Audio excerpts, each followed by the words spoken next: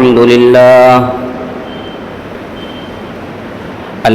لله نحمده ونستعينه ونستغفره ونؤمن به ونتوكل عليه ونعوذ بالله من شرور أنفسنا ومن سيئات أعمالنا ونعوذ بالله من شرور أنفسنا ومن سيئات أعمالنا من يهده الله فلا مضل له ومن يضلله فلا هادي له ونشهد أن لا إله إلا الله وحده لا شريك له ونشهد أن سيدنا ومولانا محمدا عبده ورسوله قال الله تبارك وتعالى في كلام المجيد والفرقان الحميد أعوذ بالله من الشيطان الرجيم بسم الله الرحمن الرحيم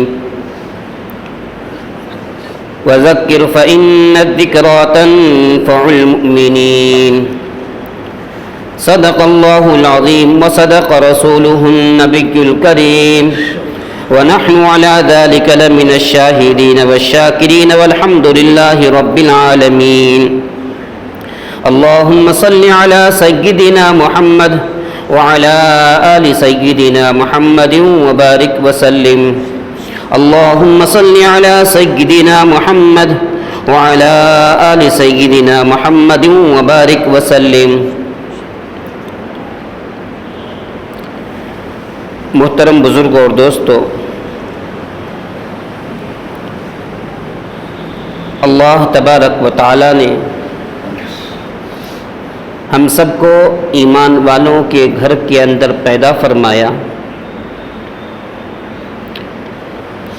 اللہ فرماتا ہے کہ لوگوں، ایمان کا آپس میں تذکرہ کیا کرو، ایمان کا مذاکرہ کرنا، ایمان کا آپس میں تذکرہ کرنا ایمان والوں کو بہت فائدہ پہنچاتا ہے۔ ایمان بہت قیمتی چیز ہے۔ اللہ تبارک و تعالی نے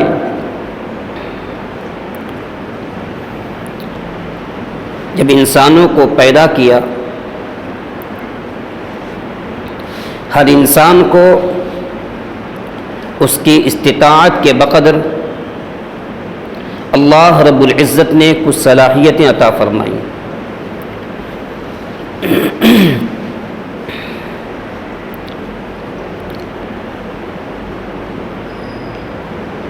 اللہ رب العزت نے کچھ محنت کا جذبہ اس کے اندر رکھا۔ جب انسان اللہ کی دی ہوئی محنت کو، اللہ کی دی ہوئی امانت کو، اپنی ذات کو قیمتی بنانے میں لگاتا ہے تو وہ انسان کی قدر و قیمت بڑھ جاتی ہے، اس انسان کا ویلیو بڑھ جاتا ہے۔ اگر اسی انسان نے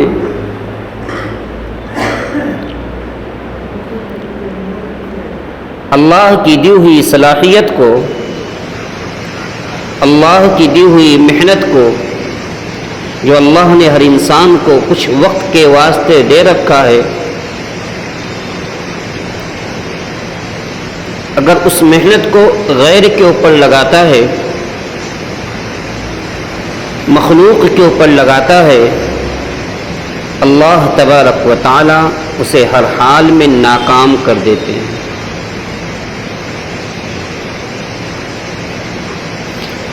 جب انسان اپنے آپ کو قیمتی بناتا ہے، انسان قیمتی بننے کے بعد انسان مالداری کے اندر ہو تو بھی اللہ اس کو کامیاب کرے گا، غریبی میں ہو اللہ اس کو کامیاب کرے گا، بنگلوں میں رہنے والا ہو، اپنے آپ کو بنانے کی فکر کرتا ہو، اللہ اس کو کامیاب کرے گا۔ جھوپڑی میں رہنے والا ہو، کچے مکانات میں رہنے والا ہو، اللہ تبارک و تعالی اس کو اس کچے مکان کے اندر اس کو کامیاب کرے گا۔ حتیٰ کہ یہ ایمان والا جہاں بھی جائے گا اللہ تبارک و تعالی اس کو ہر جگہ کامیاب کریں گے۔ اب صحابہ کرام رضوان اللہ علیہم اجمعین کی زندگی کو اٹھا کر دیکھ لیجیے۔ ایمان جو پھیلا ہے یہ اخلاق کے ذریعے پھیلا ہے، ایمان جو پھیلا ہے معاملات کے ذریعے پھیلا ہے۔ قرآن کریم کے اندر اللہ تبارک و تعالی نے قرآنی مسلمان کو اچھا مسلمان بتایا، جو قرآن اور حدیث کے مطابق زندگی گزارنے والا ہو، خاندانی مسلمان، ماحولی مسلمان، ہفتے کا مسلمان، 360 کا مسلمان۔ اللہ تبارک و تعالیٰ نے ایسے مسلمانوں پر کوئی وعدہ نہیں لیا۔ اللہ نے اگر وعدہ لیا ہے، جس نے قرآن اور حدیث کو اپنے سینے سے لگایا اور قرآن اور حدیث کے مطابق اپنی زندگی گزارنے کی کوشش کی، اللہ تبارک و تعالیٰ نے ایسے مسلمانوں کے اوپر کامیابی کے دروازے کھول دیے۔ صحابہ کرام رضوان اللہ علیہم اجمعین جس ملک میں جاتے، جس جگہ جاتے، آپ پوری تاریخ اٹھا کر دیکھ لیجئے کہ صحابہ کرام رضوان اللہ علیہم اجمعین نے کسی کو نماز کی طرف بلایا ہو، کسی کو روزے کی تلقین کی ہو، کسی کو زکوٰۃ کے واسطے کہا ہو، پوری زندگی صحابہ کرام نے اپنی زبان سے کسی کو نہیں بلایا، بلکہ صحابہ کرام رضوان اللہ علیہم اجمعین جب جناب محمد رسول اللہ صلی اللہ علیہ وسلم کے ہاتھ پر کلمہ پڑھ کر مسلمان ہو جاتے، اب آپ صلی اللہ علیہ وسلم نے جیسی زندگی گزارنے کے واسطے کہا، اس زندگی کے اوپر اپنے آپ کو قربان کر دیا۔ صحابہ کے عمل کو دیکھ کر، صحابہ کے اخلاق کو دیکھ کر، صحابہ کے کیریکٹر کو دیکھ کر لوگ اسلام کے اندر داخل ہونے لگے۔ تو جب انسان اپنی محنت کو اپنی ذات پر لگاتا ہے، اللہ تبارک و تعالی ہر جگہ اس کو کامیاب کرتے ہیں۔ جب انسان اپنی محنت کو غیر اللہ پر لگائے گا، اللہ کے غیر پر لگائے گا، مخلوق پر لگائے گا، اللہ تبارک و تعالی اسے ہر جگہ ناکام کریں گے۔ اللہ ہر جگہ اس کو ناکام کریں گے، چاہے وہ مالداری کے اندر ہو، چاہے وہ غریبی کے اندر ہو، چاہے وہ بنگلوں کے اندر ہو، چاہے وہ جھوپڑی کے اندر ہو، جس حال میں بھی رہے گا اللہ تبارک و تعالی اس حال کے اندر اس کو ناکام کریں گے۔ تو میرے عزیز دوستو، اللہ تبارک و تعالی نے جو ہم سب کو ایمان کی دولت دے رکھی ہے، یہ ایمان کی دولت بہت قیمتی دولت ہے، ہمیں اس کی قدر و قیمت کو پہچاننا چاہیے۔ ہم نے اپنے پیارے حبیب جناب محمد رسول اللہ صلی اللہ علیہ وسلم کا کلمہ پڑھا، ہم نے آپ صلی اللہ علیہ وسلم کا کلمہ پڑھا اور کلمہ پڑھ کر ہم مسلمان ہو گئے۔ آج مسلمانوں کو اپنے ایمان کی زیادہ قدر و قیمت نہیں ہے۔ ہر جمعہ کو بیانات ہوتے ہیں، جماعتیں آتی ہیں، آپ کے سامنے ایمانیات کا تذکرہ کرتے ہیں، تمام کی تمام مسجدوں کے اندر جمعہ سے پہلے خطبہ دیا جاتا ہے، بیانات کیے جاتے ہیں، لیکن ان تمام کا لب رباب بیان کرنے کا پورا خلاصہ یہی ہوتا ہے کہ مسلمان اپنے اللہ سے ڈرنے والا بن جائے، مسلمان اپنی مسجدوں کو آباد کرنے والا بن جائے، مسلمان قال اللہ اور قال الرسول کے مطابق زندگی گزارنے والا بن جائے۔ ہم نے اپنے محبوب کا کلمہ پڑھا، ہم لوگ خاندانی مسلمان ہیں، اور یہ ایمان یہ ہمیں مفت کی دولت ملی ہوئی ہے۔ اس کے اوپر ہمیں محنت کرنے کی ضرورت نہیں پڑی. صحابہ کرام نے اس ایمان کے خاطر محنتیں کی. صحابہ کرام نے اس ایمان کے خاطر اپنی جانوں کا نذرانہ پیش کیا. صحابہ کرام نے اس ایمان کے خاطر اپنے بچوں کو یتیم کیا. صحابہ کرام نے اس ایمان کے خاطر اپنے گھروں کو اجاڑا. تو ان کے نزدیک ایمان کی قدر تھی. آج بھی اگر کوئی نو مسلم اسلام کو دیکھ کر، اسلام کی خوبیوں کو دیکھ کر، اسلام کے فضائل کو دیکھ کر جب اسلام ایمان کے اندر داخل ہوتا ہے، کلمہ پڑھ کر مسلمان ہوتا ہے، جو خاندانی مسلمان ہے اور جو کلمہ پڑھ کر مسلمان ہے، زمین آسمان کا فرق نظر آتا ہے. اس کے اندر اخلاق، اس کے اندر کیریکٹر، وہ امانت داری اس کے اندر پائی جاتی ہے، سچائی اس کے اندر پائی جاتی ہے، ایک دوسرے کی ہمدردی پائی جاتی ہے، نمازوں کا اہتمام پایا جاتا ہے. لیکن جو خاندانی مسلمان ہے اس کے اندر یہ تمام کی تمام چیزیں نہیں پائی جاتی. تو اللہ تبارک و تعالیٰ نے ہمیں جو ایمان کی دولت عطا فرمائی ہے یہ مفت میں عطا فرمائی. خاندانی طور پر ہم مسلمان ہوتے چلے آ رہے ہیں، اس لیے مفت کی چیز کی کوئی قدر نہیں ہوتی. کہا جاتا ہے مال مفت دل بے رحم. اگر باپ نے کوئی پراپرٹی جمع کر کے، مال و دولت جمع کر کے رکھ رکھا ہوگا تو بیٹے کو اس کے مال و دولت کی کوئی قدر نہیں ہوتی. بیٹا باپ کی پراپرٹی کو، باپ کی جائیداد کو پانی کی طرح بہانا شروع کر دیتا ہے. بیٹا باپ کی جائیداد کو نشوں کے اندر خرچہ کرنا شروع کر دیتا ہے. ابھی کچھ دنوں پہلے حضرت مفتی سلمان ازہری کو جب گرفتار کر کے جیل خانے کے اندر لے جایا گیا اور حضرت جب اندر سے باہر نکلے، حضرت نے آتے ہی اندر کا ماحول بتایا کہ اندر جانے والے 90% مسلمان ہیں اور ہر ایک کوئی نشے کا شکار ہے، کوئی کسی لت میں پھنسا ہوا ہے، کوئی کسی گناہوں کے اندر پھنسا ہوا ہے، تمام کے تمام لوگ اسی کے اندر پھنسے ہوئے ہیں. تو انسان جب اپنے باپ کی جائیداد کو پانی کی طرح بہانا شروع کر دیتا ہے، کیوں؟ اس کو اس کا احساس نہیں ہوتا، اس کو اس کی قدر و قیمت نہیں ہوتی. باپ پسینہ بہا کر ایک ایک پیسہ جمع کرتا ہے، ایک ایک کوڑی جمع کرتا ہے اپنے بچوں کے فیوچر کے لیے، اپنے بچوں کے مستقبل کے لیے. اگر باپ نے اپنے بچوں کو دیندار نہیں بنایا، باپ نے اپنے بچوں کو اعلیٰ تعلیم اور اچھا انسان نہیں بنایا، دنیاوی تعلیم تو دلا دی لیکن دینی تعلیم سے بے خبر نہ کیا، تو پھر یہی بیٹا باپ کی جائیداد کا کیا بن جاتا ہے؟ وبال جان بن جاتا ہے. اس لیے مفت کی چیز کی کوئی قدر نہیں ہوتی، مفت کی چیز کی کوئی قدر نہیں ہوتی. آپ نے دیکھا ہوگا اللہ تبارک و تعالیٰ نے ایمان جو ہمیں دولت عطا فرما رکھی ہے بہت قیمتی چیز ہے. اس کی قیمت اگر پوچھنا ہے 14 صدی گزرنے سے پہلے، 14 صدی پیچھے چلے جائیے، 1400 سال پہلے اس کی قدر و قیمت حضرت بلال حبشی رضی اللہ تعالیٰ عنہ سے پوچھیے. حضرت بلال حبشی رضی اللہ تعالیٰ عنہ کی جب واقعات پڑھتے ہیں، واقعات کو پڑھا جاتا ہے، ان کے اوپر ایسے حالات آئے، ایسی پریشانیاں آئی، ان تمام پریشانیوں کے اندر بلال حبشی کا ایمان نہیں ڈگمگایا. حضرت سمیہ رضی اللہ تعالیٰ عنہ کا ایمان نہیں ڈگمگایا. اتنی پریشانی کے باوجود، اتنی تکالیف دینے کے باوجود حضرت سمیہ رضی اللہ تعالیٰ عنہ اپنے ایمان کے اوپر استقامت کے ساتھ قائم رہی. آج سوشل میڈیا کا دور ہے، ترقی یافتہ کا دور ہے.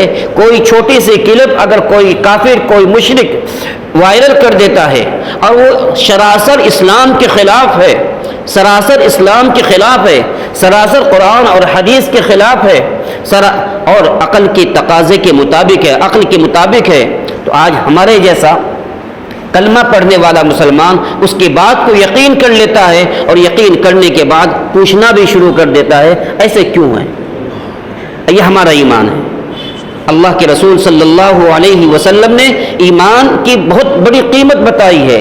ایمان کی قدر و قیمت کو مسلمانوں کو پہچاننا چاہیے. ایمان کی قدر و قیمت اگر ہم نہیں پہچانیں گے تو شیطان ہمارے ایمان کو اچک لے گا.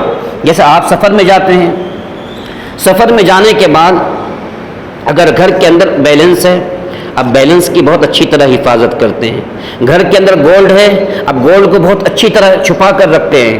اگر کافی دنوں کے واسطے اگر آپ کو جانا ہے تو گولڈ کو ایسی جگہ رکھتے ہیں، جانا تو چھوڑو، آج تو اکثر گھروں کے اندر گولڈ کو کہاں رکھا جاتا ہے؟ بینک کے لاکروں کے اندر رکھا جاتا ہے۔ پیسے کو کہاں رکھا جاتا ہے؟ بینک کے لاکروں کے اندر رکھا جاتا ہے۔ کیوں؟ بینک کے لاکر کے اندر اگر ہم نے اپنے سونے کو رکھ دیا، اپنی جائیداد کو رکھ دیا، اپنے پراپرٹی کے کاغذات کو رکھ دیا، ہم سمجھتے ہیں وہاں سیف ہو گیا، وہاں اس کی حفاظت ہو گئی۔ اور کیوں؟ اگر گھر کے اندر رکھے، یہ ہو سکتا ہے ہمارے غائبانے کے اندر کوئی چور چوری کر لے گا۔ آپ کے ذہن کے اندر کبھی یہ بات نہیں آتی کہ چور صوفہ اٹھا کر لے کر جائے گا، چور کرسی اٹھا کر لے کر جائے گا، چور ہماری چپل اٹھا کے لے کے جائے گا۔ آپ کے ذہن کا نہیں کبھی بات نہیں آتی۔ تو سونے کی قدر و قیمت آپ اس کو چھپا کر رکھتے ہیں۔ جب عقل کا تقاضا ہے، جب انسان قیمتی چیزوں کو چھپا کر رکھتا ہے تو ایمان کتنی بڑی قیمتی چیز ہے، ایمان کتنی بڑی قیمتی چیز ہے، اس کی حفاظت کتنی کرنی چاہیے، اس کی حفاظت کتنی کرنی چاہیے۔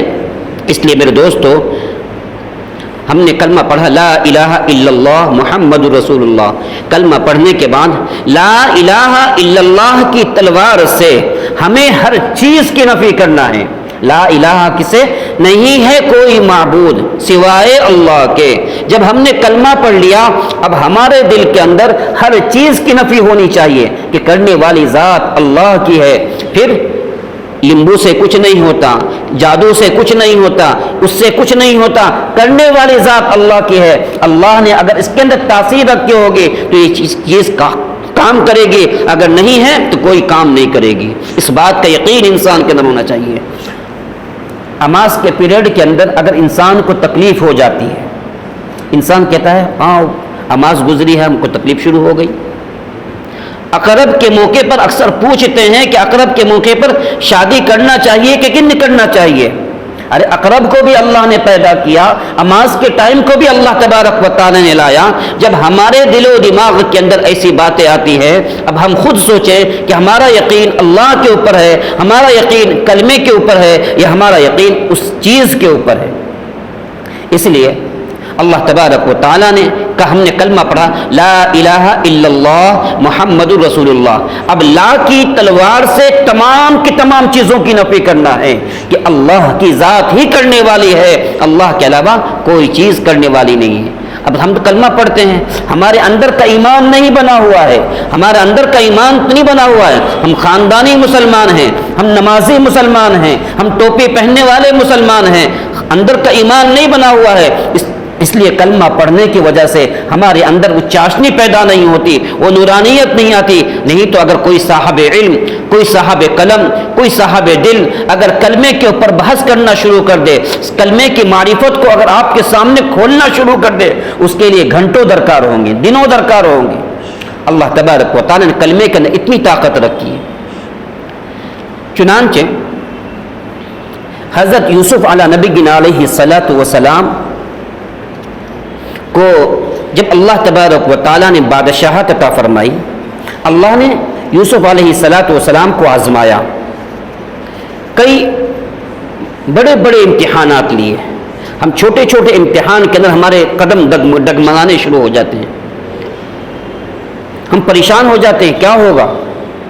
یوسف علیہ نبی علیہ الصلاۃ والسلام کو اللہ تبارک و تعالیٰ نے بڑے امتحانات کے بعد عزیز مصر بنا دیا، مصر کا بادشاہ بنا دیا۔ آپ کے دور کے اندر قحط سالی دشکال پڑا ہوا تھا، ہر طرف بھوکمری تھی، لوگ پریشان تھے۔ لوگ عزیز مصر کے پاس آتے، اپنی ضرورت کو رکھتے، اور حضرت یوسف علیہ نبی علیہ الصلاۃ والسلام نے ایک خادم کو، ایک خزانچی کو متعین کر دیا تھا، اور ایک پیمانے کے مطابق ہر ایک کو اناج تقسیم کرتے چلے جاؤ، جتنے لوگ آئیں ہر ایک کو دیتے چلے جاؤ، جتنے ضرورت مند آئے ہر ایک کو دیتے چلے جاؤ۔ یوسف علیہ نبی علیہ الصلاۃ والسلام نے جو اناج کا جو ذخیرہ جمع کیا تھا، اس کے اندر سے دشکال کے اندر، قحط سالی کے اندر لوگوں کے اندر تقسیم کرنا شروع کر دیا۔ ایک نوجوان آیا، اور آنے کے بعد اس نے کہا اناج لینے کے لیے کہ مجھے ایک پیمانہ نہیں چاہیے، مجھے ایک پیمانہ نہیں چاہیے، مجھے اور زیادہ چاہیے۔ کہا کہ عزیز مصر کی طرف سے یہ حکم ہے کہ ایک پیمانے کے علاوہ اس سے زیادہ نہیں دیا جا سکتا، ایک پیمانے سے زیادہ نہیں دیا جا سکتا۔ کہا کہ نہیں، مجھے اور زیادہ چاہیے، یا تو مجھے زیادہ اناج دے دو یا مجھے عزیز مصر کے پاس پہنچا دو۔ اس زمانے کا دستور تھا، مارا ماری نہیں ہوا کرتی تھی، ایمانداری ہوا کرتی تھی، ہمدردی ہوا کرتی تھی، اور یوسف علیہ السلام کے دور کے اندر لوگوں کے اندر آپس میں پیار اور محبت ہوا کرتا تھا۔ لوگوں نے اس نوجوان کو عزیز مصر کے پاس جا کر پہنچا دیا۔ جب یوسف علیہ السلام کے پاس وہ نوجوان گیا، جانے کے بعد اس نے کہا کہ حضور مجھے اناج ایک پیمانہ نہیں چاہیے، اور زیادہ چاہیے۔ یوسف علیہ السلام نے فرمایا قحط سالی کا دور ہے، پریشانی کا دور ہے، اس ایک پیمانے کے اوپر صبر کر لو، قناعت کر لو، بہت سارے لوگ باقی ہیں۔ اس نے کہا کہ نہیں، مجھے زیادہ چاہیے۔ یوسف علیہ السلام انکار کر رہے ہیں اور یہ اصرار کر رہا ہے۔ جب دیکھا انکار ہو رہا ہے، اس نے یوسف علیہ السلام کے کان کے اندر کچھ کہہ دیا۔ وہ کہنے کے بعد یوسف علیہ السلام ہنسنے لگے، خوش ہو گئے۔ کہا کہ یہ نوجوان جتنا اناج مانگتا ہے اتنا دے دو، جتنا اٹھا سکتا ہے اس کو دے دو۔ اللہ تبارک و تعالیٰ نے غالباً یوسف علیہ السلام سے پوچھا، اے یوسف، آپ نے تو پہلے انکار کیا، پھر آپ نے کس وجہ سے اس کو اناج اور زیادہ دے دیا؟ کہا کہ اس نے میرے کان کے اندر ایک بات کہی ہے۔ اللہ تبارک و تعالیٰ علیم بذات الصدور ہے، اللہ تبارک و تعالیٰ دلوں کے بھید کو جاننے والے ہیں، لیکن کبھی کبھی اللہ تبارک و تعالیٰ پوچھ بھی لیتے ہیں۔ یوسف علیہ السلام سے پوچھا تو کہا کہ اس نے میرے کان کے اندر ایک بات کہی ہے۔ کہا کہ کیا بات کہی ہے؟ کہ میں چھوٹا تھا، آپ بھی چھوٹے تھے، میں چھوٹا تھا، آپ بھی چھوٹے تھے، جب آپ غلام بنا کر عزیز مصر کے پاس آئے تھے، غلام بنا کر آپ کو بیچا گیا تھا اور آپ عزیز مصر کے غلام تھے۔ اس وقت زلیخا نے آپ کے اوپر الزام لگایا تھا، آپ کے اوپر الزام لگایا تھا۔ اس وقت ایک چھوٹے سے بچے نے آپ کی سچائی کی گواہی دی تھی، آپ کے سچائی کی گواہی دی تھی۔ تو چھوٹا سا بچہ میں ہی ہوں جو آج بڑا ہو گیا، اتنا سننا تھا۔ یوسف علیہ السلام نے خوشی کے اندر اس کو جتنا اٹھا سکتا ہے اتنا اناج لے جاؤ، اس کو کوئی روکے گا نہیں۔ اللہ تبارک و تعالیٰ کی رحمت جوش میں آئی۔ اللہ تبارک و تعالیٰ نے فرمایا، اے یوسف، آپ لوگوں کو بتا دیجئے، انسان نماز کا بدلہ، توحید کا بدلہ، ایمان کا بدلہ، اچھے اعمال کا بدلہ دنیا کے اندر چاہتا ہے، لیکن اللہ تبارک و تعالیٰ فرماتے ہیں یہ دنیا کے اندر اللہ تبارک و تعالیٰ کسی اعمال کا بدلہ عطا نہیں کر سکتے، دے نہیں سکتے۔ توحید کا بدلہ اللہ تبارک و تعالیٰ قیامت کے دن دیں گے، اس کے پاس اللہ کے پاس جانا پڑے گا۔ جب انسان اللہ کے پاس جائے گا، اللہ تبارک و تعالیٰ اس توحید کی بنا پر، وحدانیت کی بنا پر، اس ایمان کو اچھا بنانے کی بنا پر اللہ تبارک و تعالیٰ اس دنیا سے کئی گنا بڑی جنت عطا فرمائیں گے۔ اللہ اس نماز کا بدلہ کئی گنا نماز کا بدلہ عطا فرمائیں گے۔ اس لیے یہ دنیا کے اندر ہم چاہیں گے توحید کا ہمیں بدلہ مل جائے، نماز کا ہمیں بدلہ مل جائے، اور ہم اپنی آنکھوں سے دیکھنا شروع کر دیں، جب جا کر ہم مسجدوں کو آباد کریں گے، جب جا کر ہم اللہ کی مان کر زندگی گزاریں گے۔ نہیں ہو سکتا۔ غیب کے اوپر ایمان لانا، اللہ کی بتائی ہوئی چیزوں پر ایمان لانا ہر انسان کا ضروری ہوتا ہے۔ اس لیے میرے دوستو، شیطان ہمارا ازلی دشمن ہے، شیطان ہمارا ازلی دشمن ہے۔ جیسے چور قیمتی چیزوں کو دیکھتا ہے، چور اچھی چیزوں کو دیکھتا ہے، ڈائمنڈ کو دیکھتا ہے، پیسوں کو دیکھتا ہے، بڑے گھر کو دیکھتا ہے، وہاں پر چھاپا مارتا ہے، ایسے ہی شیطان ہمارا ازلی دشمن ہے۔ شیطان ہمارے ایمان کو کب کھوکھلا کر دے گا کچھ بول کے نہیں آتا۔ جناب محمد رسول اللہ صلی اللہ علیہ وسلم نے فرمایا، بادروا فی الاعمال الصالحہ، انسان گھر سے باہر جاتا ہے، آپ صلی اللہ علیہ وسلم فرمایا گھر سے باہر جاتا ہے، اور گھر سے باہر جانے کے بعد ایمان والا تھا، لیکن جب گھر کے اندر لوٹتا ہے تو کافر ہو جاتا ہے۔ شام کے وقت میں مومن تھا صبح کو اٹھتا ہے تو کافر ہو جاتا ہے۔ یہ کیا ہے؟ جب انسان اپنی زبان سے کوئی ایسے جملے نکال دیتا ہے، اپنی زبان سے قرآن اور حدیث کے مطابق کوئی ایسے کلمات کہہ دیتا ہے، اس کا ایمان فوراً اس کا نکل جاتا ہے۔ اس لیے زنا کرنے سے بھی انسان کا ایمان نکل جاتا ہے۔ اب زنا کرنا، آنکھوں کا بھی زنا ہوتا ہے، ہاتھ کا بھی زنا ہوتا ہے، کیسے کیسے وجہ سے ایمان انسان کا نکل جاتا ہے۔ اس لیے میرے دوستو، ایمان بہت قیمتی چیز ہے، اس کی ہمیں فکر کرنی چاہیے، اس کو بچانے کی کوشش کرنا چاہیے۔ ایمان ہمیں کیسے ملا ہے؟ اللہ کے فضل سے ملا ہے۔ ہم اپنی نماز کی بدولت کہیں گے میں پکا ایمان والا، میں اپنے علم کی بدولت کہوں گا میں ایمان والا، نہیں۔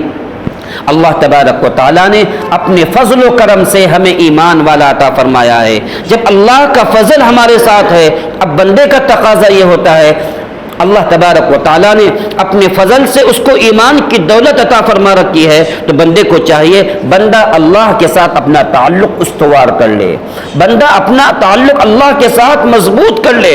اللہ تبارک و تعالیٰ کے دربار میں اگر کوئی بندہ 5 وقت حاضری دیتا ہے، 5 وقت حاضری دیتا ہے، کل قیامت کے دن اللہ تبارک و تعالیٰ 5 وقت مسجد کے اندر حاضری دینے والوں کو دشمنوں کے صف کے اندر کبھی کھڑا نہیں کرے گا۔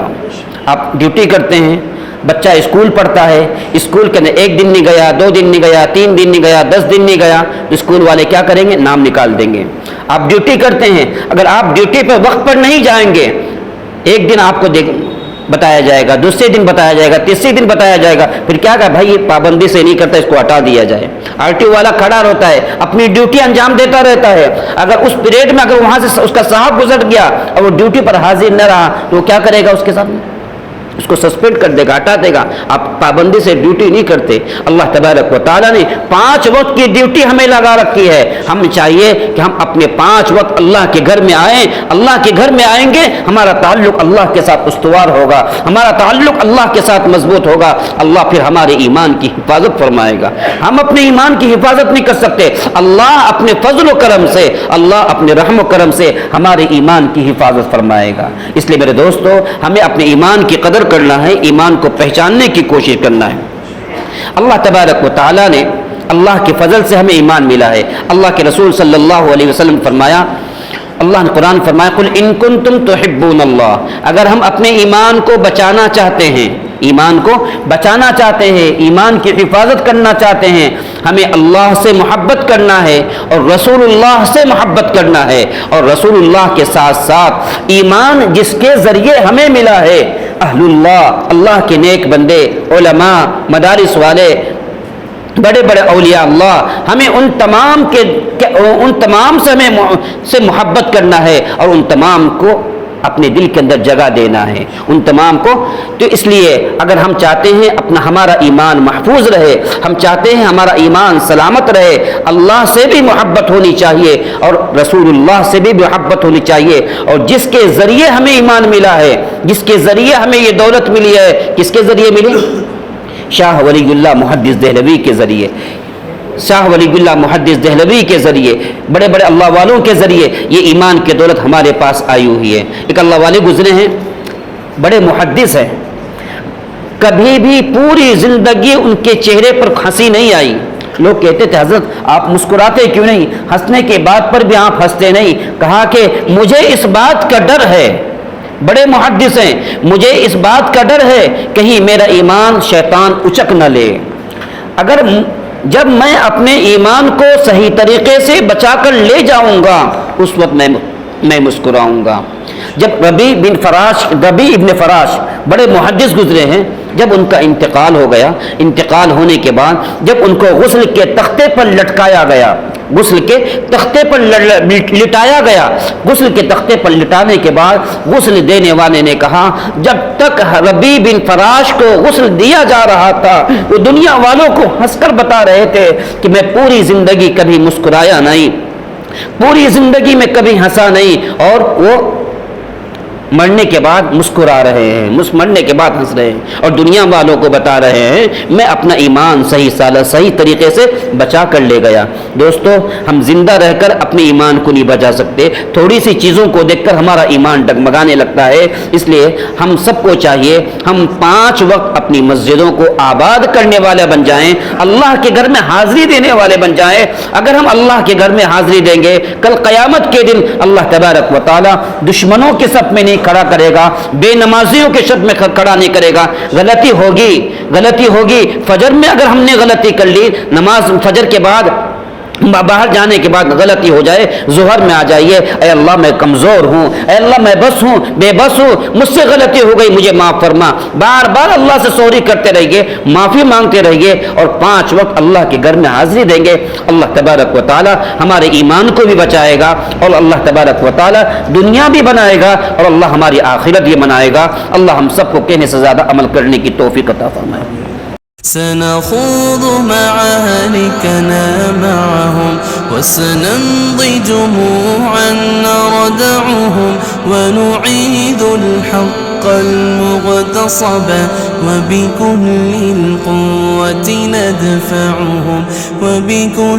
القوة ندفعهم بسلاح الحق البتار سنحرر أرض الأحرار ونعيد الطهر إلى القدس من بعد الذل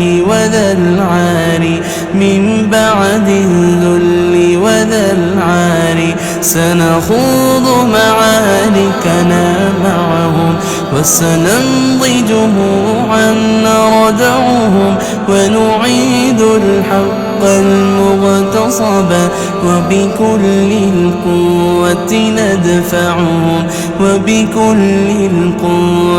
ندفعهم وسنمضي ندك معاقلهم بدمي دام يقنطهم وسنمحو العار بأيدينا وبكل القوة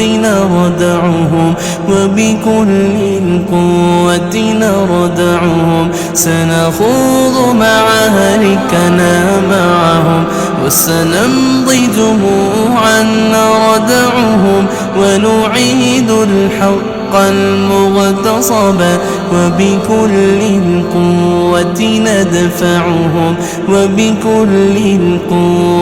ندفعهم لن نرضى بجزء محتل لن نترك شبرا للذل ستمور الأرض وتحرقهم في الأرض براكين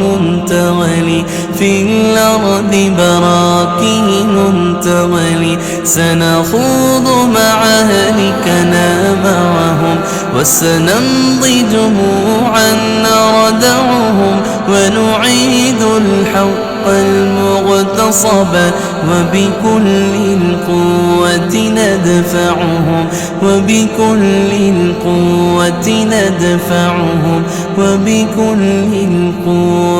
ندفعهم